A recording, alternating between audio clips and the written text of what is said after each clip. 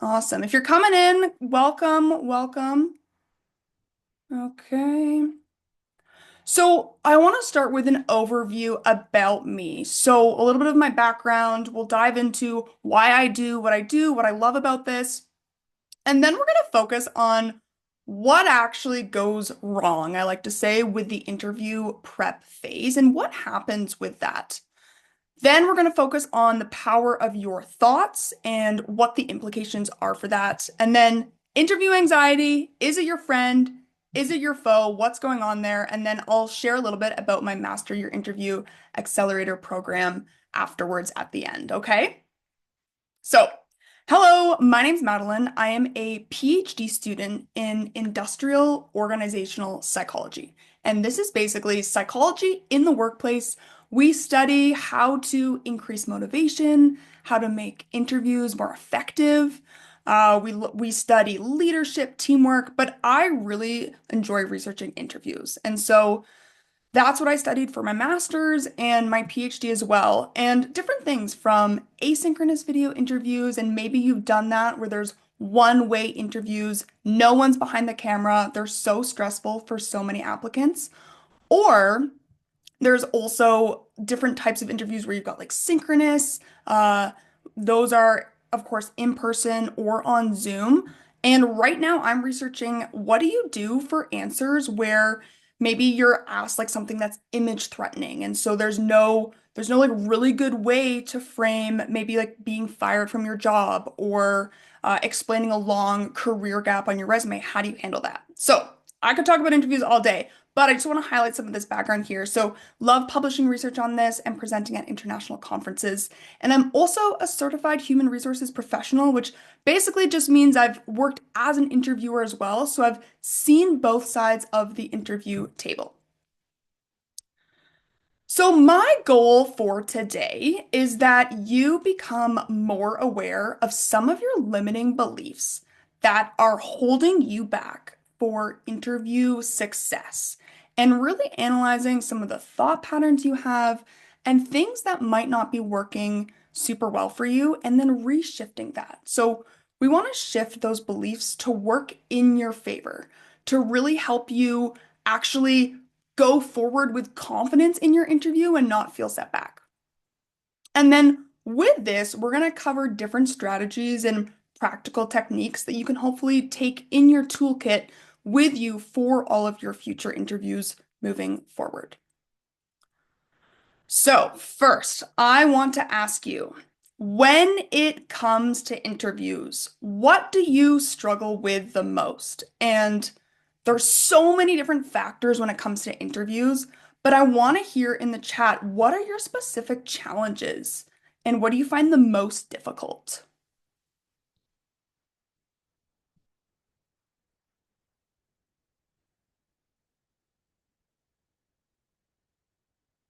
And I know you're here because something about interviews is stressing you out. Amanda, forgetting details about experience. Yes, getting nervous. Absolutely. Not being able to anticipate questions, 100%. Yeah. Yeah. Prepping answers, integrating star stories. I hear you. Yeah. Keep them coming. The anxiety before even getting into the interview. Yeah, absolutely. That itself is so stressful too, hey? Forgetting details as well, giving an organized answer. Good. As these keep coming, gonna check that no one else entered the other chat by mistake there. Good.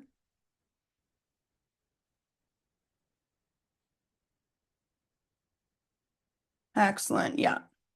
Connecting with the interviewers in the virtual space.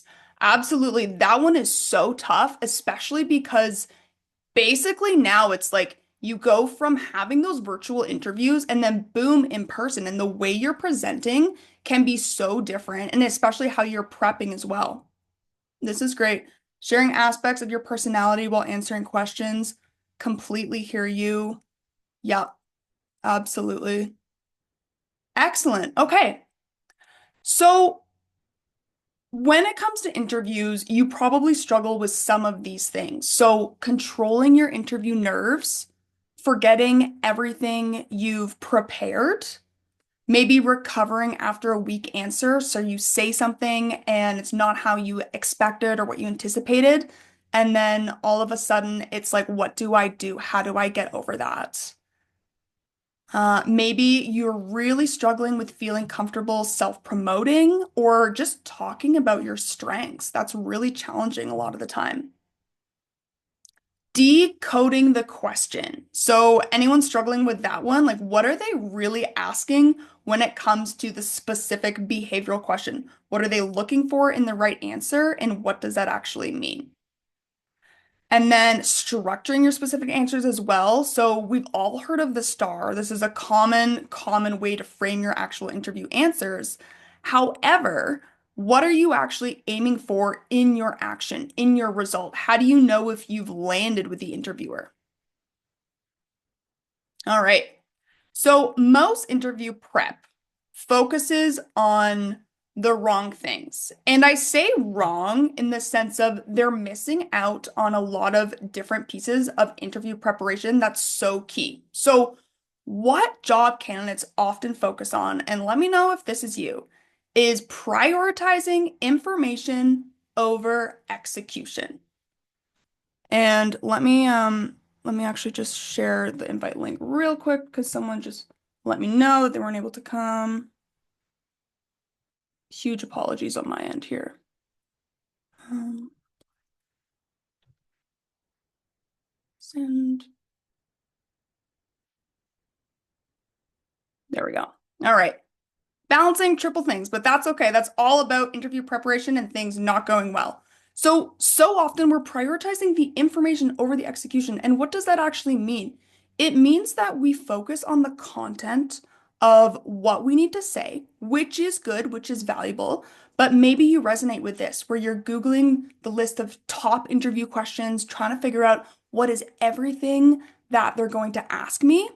You're trying to practice perfect sounding answers, making sure that it's very, very tightly rehearsed, making sure that nothing is out of flow, and you're researching the company's values, and these are important. These are absolutely valuable. But so often people will skip practicing how to think on their feet or managing that pressure and what do you do when things don't go smoothly because it does happen and it will happen. And it's also almost guaranteed that someone will ask you a question in an interview that you haven't prepped for. Because when you think about it, the interview is designed to test what are your holes of knowledge? What are things that you haven't prepared for? Because especially with AI, it's so easy to anticipate the questions, and that's where that interviewer comes into play. So another piece is just not really feeling comfortable sharing your story. Maybe you've got the script written out, which I don't recommend per se, but actually sharing it with confidence and enthusiasm and emotional attachment as well is so key. So what does this look like in theory? Like, what does this actually end up happening? So job candidates feel so technically prepared, but you're anxious, you're scattered, you're not able to adapt in the moment. And so, what is missing is that mental preparation and the mindset work. However, what if you're actually preparing the wrong thoughts in your interview? Question for everyone. Which of these thought patterns are you practicing? And I want to see in the chat which one resonates with you the most. So I don't know why they picked me for this interview. Have you ever thought that? I'm going to be asked a question and completely blank. I don't know what I'm doing and I'm not qualified enough. Or I'm going to mess up and look like a fool. Who resonates with any of these and which one hits you the most? So many coming in. Oh my goodness. Yeah. Going blank, resonating with blanking. That is a big one that we often see. Absolutely. Absolutely.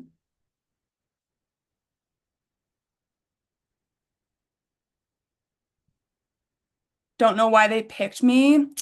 And it's sad too, right? Because when we're invited to an interview, and we'll get into the mindset shifting too, but when we're invited to an interview, it's not because they feel pity on us or they're asking because they have nothing better to do. We know that's not the case.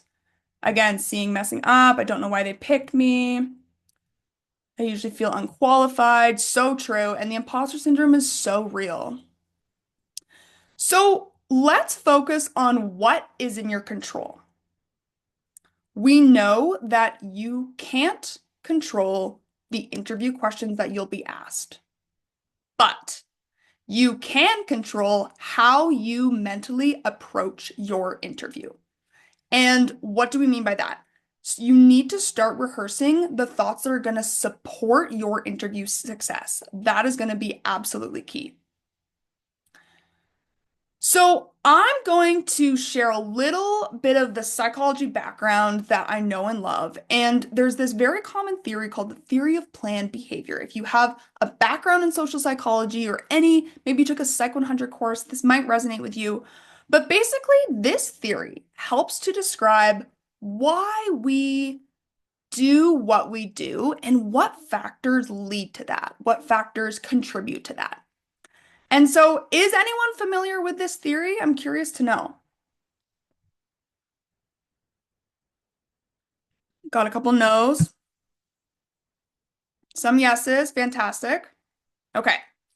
So, I want you to remember that your actions are an intention that's guided, sorry, your actions in an interview are guided by your intentions. And those intentions are shaped by three key things. So you've got your attitudes, which are the belief in, like, I can do well in this interview. I've got a positive emotional piece to that.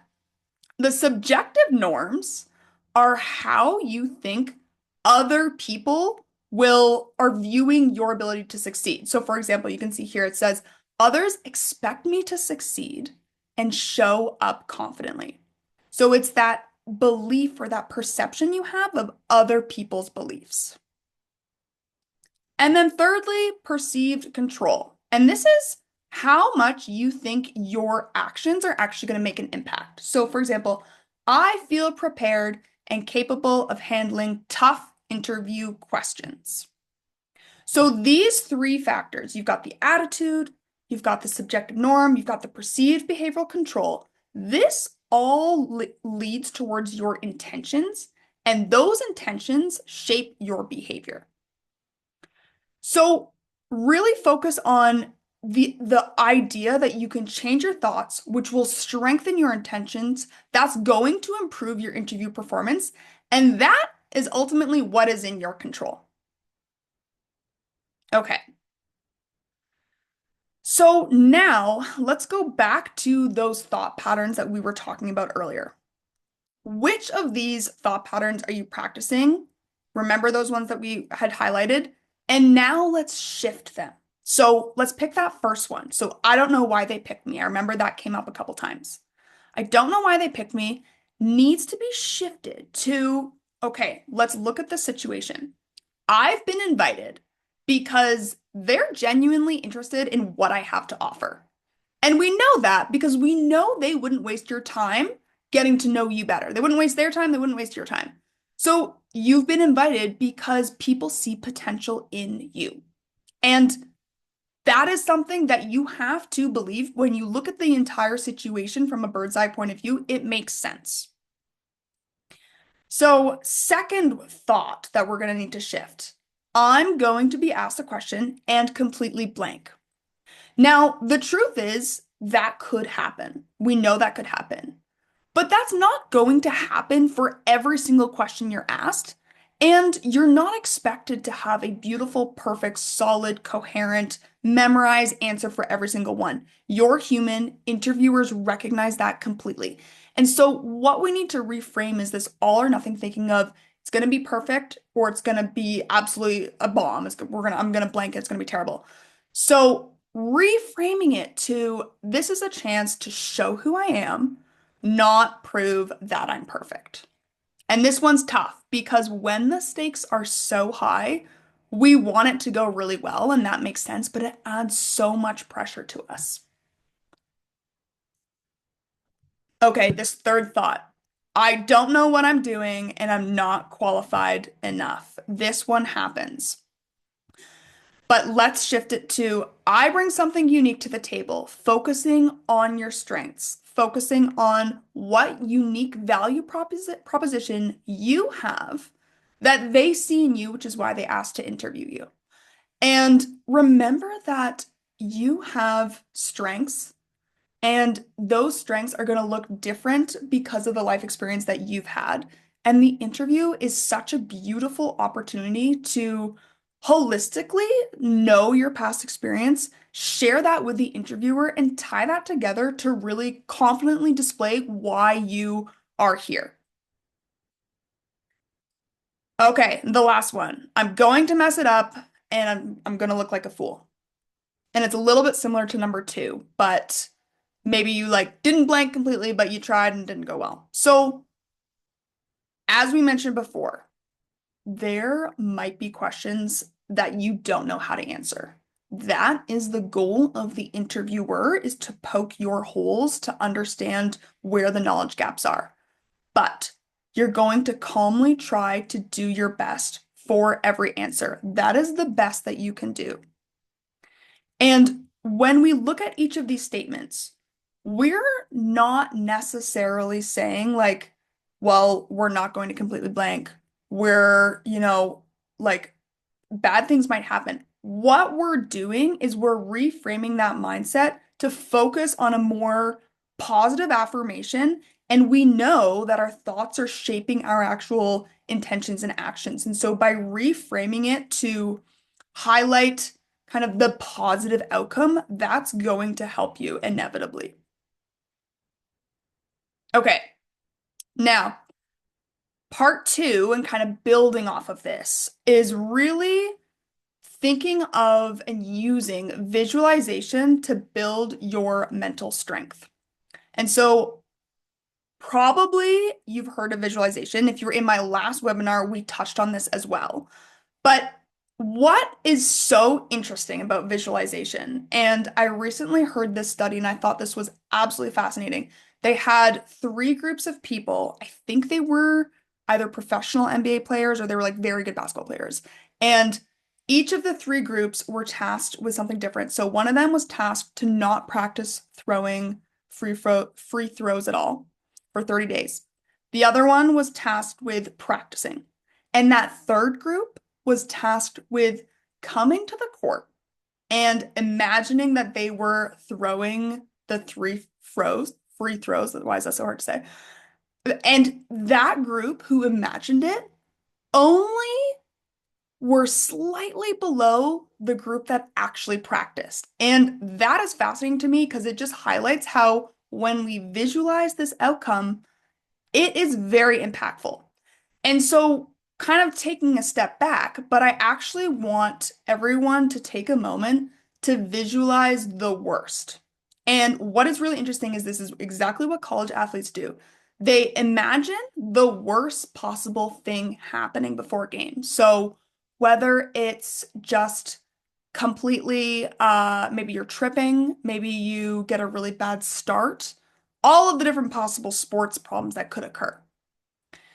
So, in our interview context, let's think about what that's going to look like. So, you blank on a question, you stumble through an answer, your technology fails. This happens to me pretty much every time, and regardless of the fact that I should be able to have smooth sailing.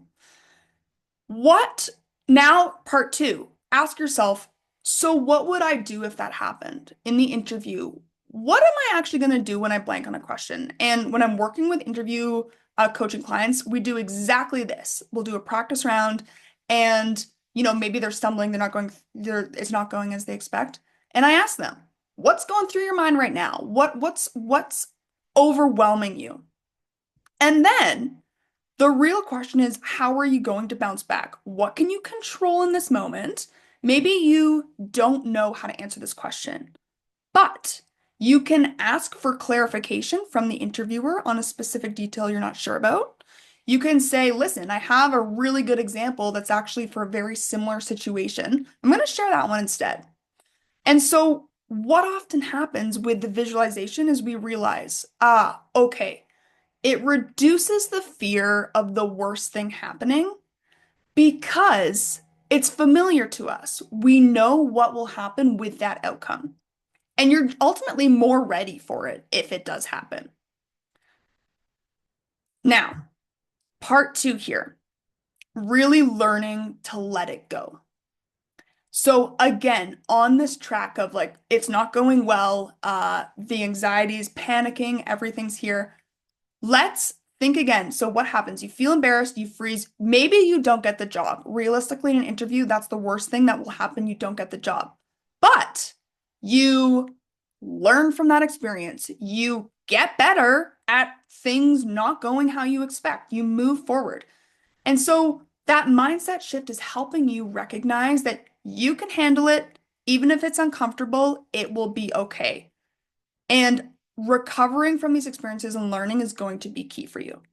So, of course, I shared my visualizing success too soon.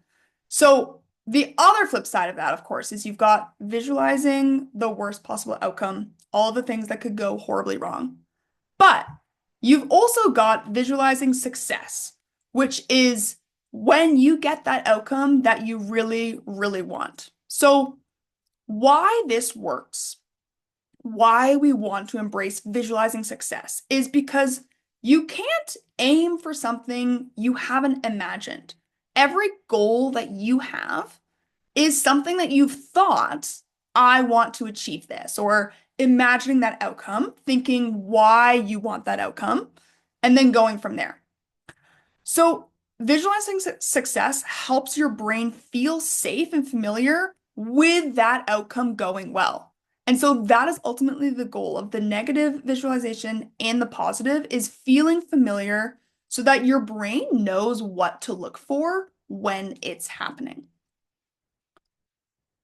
So, back to our interview context. Ultimately, I think if an interview is going well, for so many of us, this is going to feel calm, confident. We're answering smoothly. We've got clarity. We know how to structure our answer. We know how to target it. And you feel that connection with the interviewer for better or worse. Sometimes, as much as we want an interview to be very structured, very like rigid, we don't want the actual interviewer's personality or vice versa to influence us. We do feel better when there is that rapport and that connection. And so, step two here is now thinking when you're experiencing this visualization before your interview, really think about what does that feel? So, what am I saying? What am I feeling in my body? And what kind of thoughts are running through my mind when it's going well? And even think more like, what's your posture? What's your tone? So, when we train our brain to expect that success, the mindset shift that comes to mind is if you've prepared and practiced well, why would it not go well? Why would it not? And so much of the time we self-select out of the interview because and I say self-select more so mentally. We think, oh, we didn't do a good job, that didn't go well. But visualizing yourself succeeding isn't out of arrogance. It's not out of, so many of us struggle with that self-promotion piece of interviews. But if you've done the work, you've done all of the preparation you need, you've earned that mental success. So, putting this in your toolkit, I want you to really think before your big interview. And really, if you practice this every day, it's something that can build up, so it's quite natural. Take 2 minutes to visualize that success as though it's already happened, and then go throughout your day like you're living it out. Any questions so far? I just want to give people a chance to ask anything that might have come up.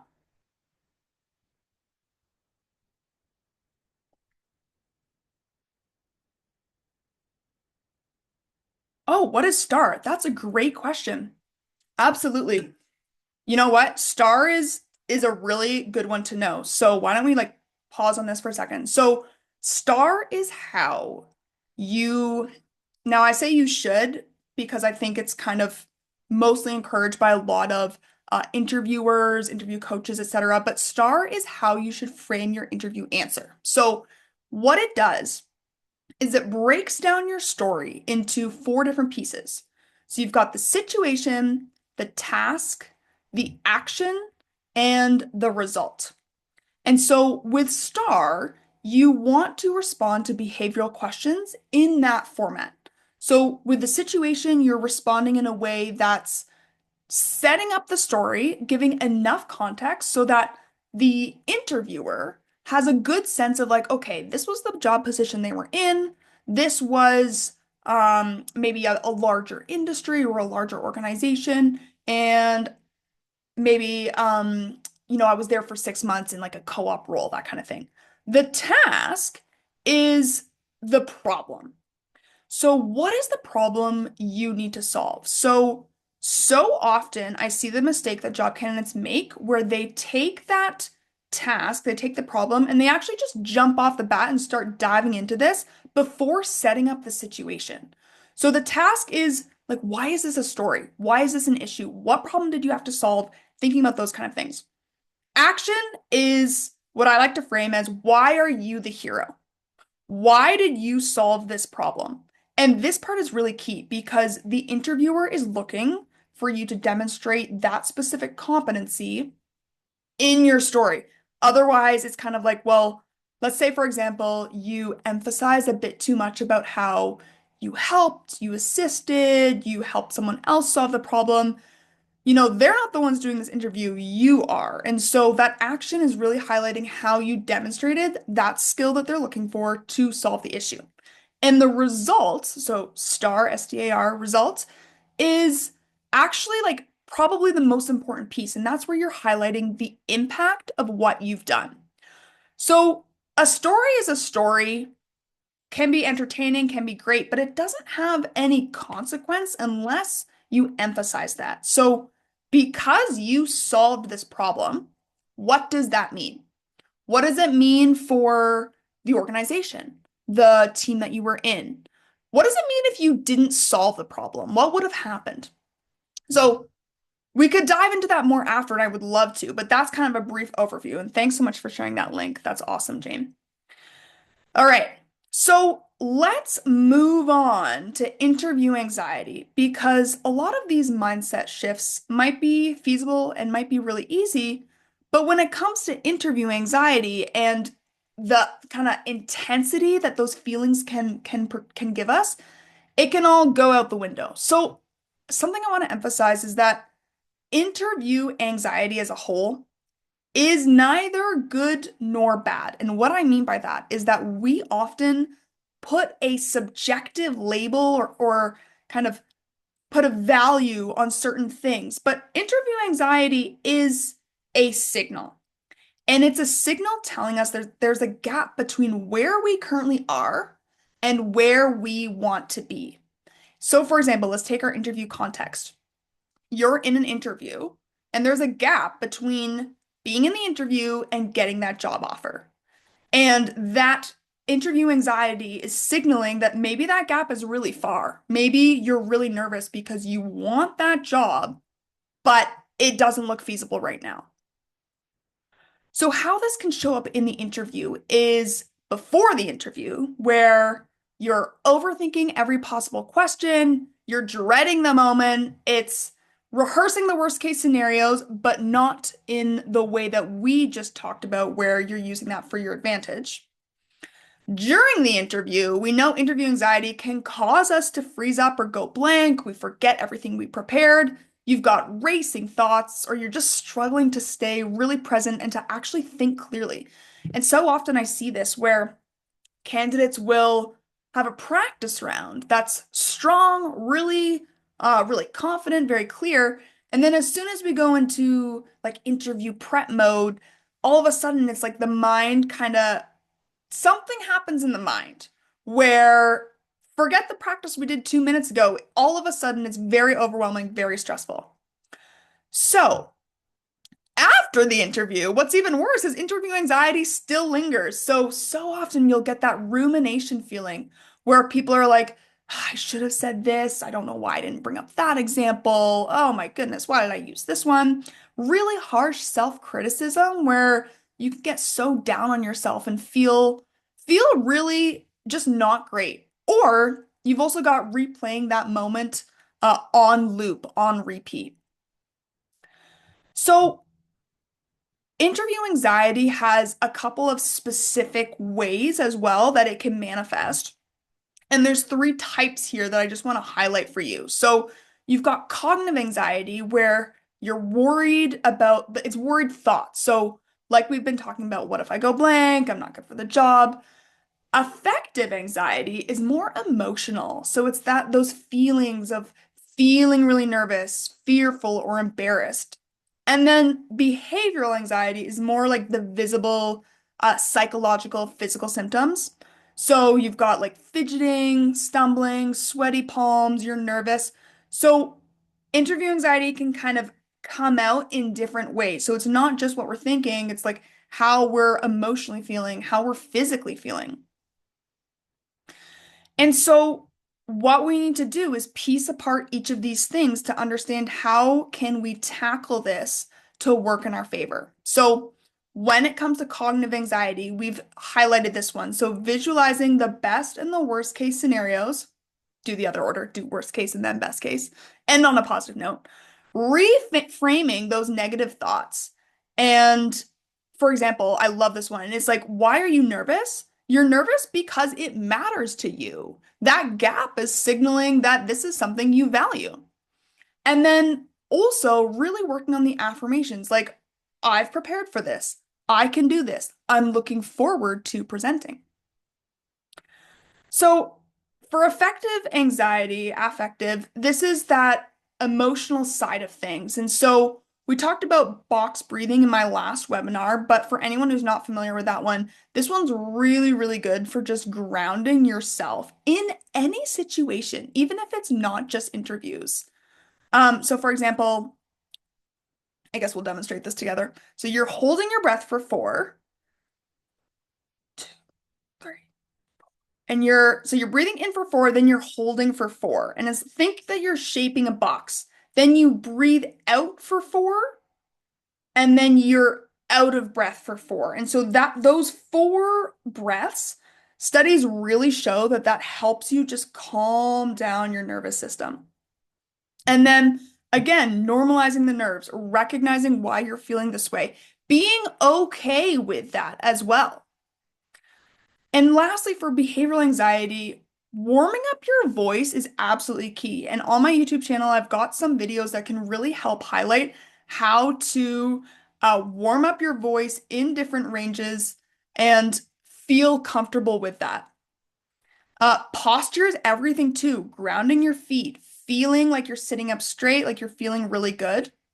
So important for physically grounding yourself so you're mentally prepared. And then something I think we often don't do when it comes to interview practice is recording yourself and then watching it back. And the reason I think this one is so important is because it helps you get comfortable with your presence.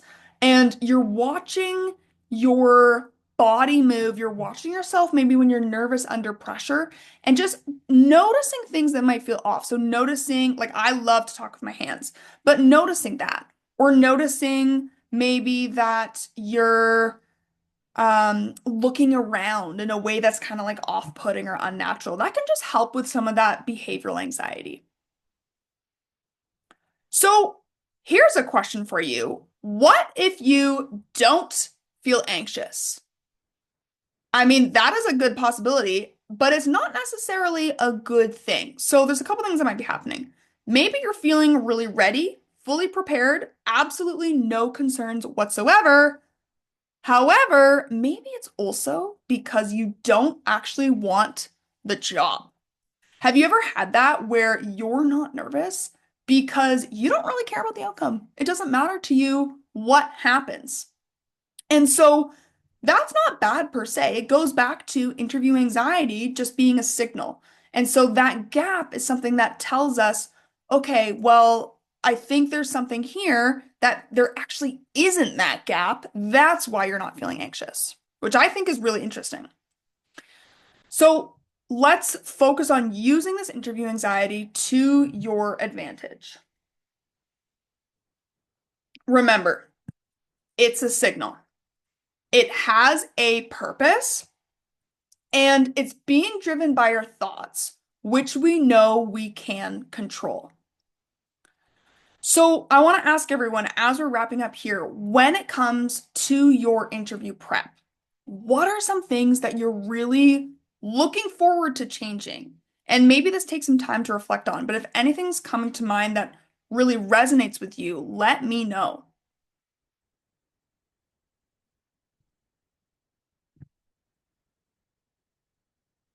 The visualization exercise is awesome. Yes, absolutely. And Amanda does lots of public speaking too, which is great. And I find it so helpful for like the audience nerves as well, because that's a whole other layer too. Anyone else for things you're going to implement on the sooner side?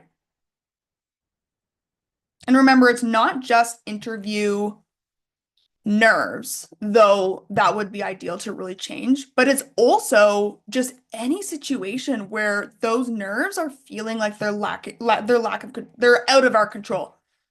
Self-affirmations, absolutely. What's working for you? Why do we know this? You've done the work. And then visualizing the worst case outcomes, absolutely. I know. And it's kind of counterintuitive because you wouldn't expect the worst case scenario to be something you want to dwell on. But at the same time, it's something that can grow in magnitude because we're so scared of it. Okay, so I want to highlight a little bit about my Master Your Interview Accelerator program. So, this is my 6 week personalized interview coaching program that is designed to help you confidently ace your interviews. And I'm really looking forward to this because I've recently partnered with Serve AI, which is a personalized AI interviewer that's embedded into the coaching. So imagine that you're in an interview and you're asked a very challenging interview question, but you calmly think on the spot and confidently respond. Or instead of dreading the interviews, you're actually looking forward to highlighting all of your work experience, everything you've done, your knowledge, skills, and abilities, and bringing that to the table.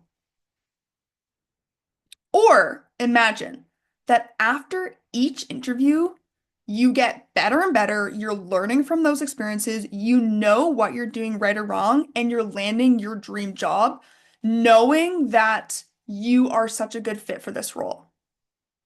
So, this program is 100% for you if you dread interviews, and that dread is completely preventing you from going after what you want and need. And what I think is so interesting about interviews as a whole, when we look at it from like a worldwide perspective, it is so common to have an interview before you land a job to the point of it's almost unheard of to not have an interview and get the job. Like when you think of what other skill set or what other experience is almost ubiquitous across every single type of industry. So, this program is also for you if you're missing out on opportunities and you're really tired of living with this regret. That is such a common experience. It happens. You're in an interview and you know it didn't go as well as it could have. Or you just find that imposter syndrome that we talked about before, that feeling of not belonging, isn't going away. And maybe you're just struggling with framing your experience and promoting yourself in interviews in a way that feels authentic, feels natural, and it's tough. I want to emphasize that you're not alone in struggling with each of these things. Lastly, maybe you're receiving interview offers, which is fantastic. That is half the battle, but they're not turning into job offers. And that's unfortunately the other half of the battle. You're just not able to pivot. So, kind of as a follow-up, I want you to really think about what would it mean to actually feel calm, prepared, and confident going into every interview. knowing that you can do this, you've worked on the skills that you're specifically struggling with. Being able to deliver structured, concise, and engaging answers that are impressing the interviewer, you're feeling proud of them, and everything is aligning really well. And especially, what would it mean to know how to respond to a question, even if it's really tough? Even if you don't actually know the answer, there are ways to go about putting your best foot forward. And it doesn't take forever. So in my coaching program, it's 6 weeks, and that's what we really focus and target on over that time. So what we do kind of on a higher level is provide specific feedback on your interview answers and help you identify what is working in your response, but what needs to change. What is not an effective way to convey something specifically, or maybe oftentimes I find candidates will start their responses in the exact same way and they don't realize it until I point that out to them. We also do targeted mindset shifts in the live coaching. So replacing specific thoughts you're having with authentic self-talk that makes you feel more confident going in.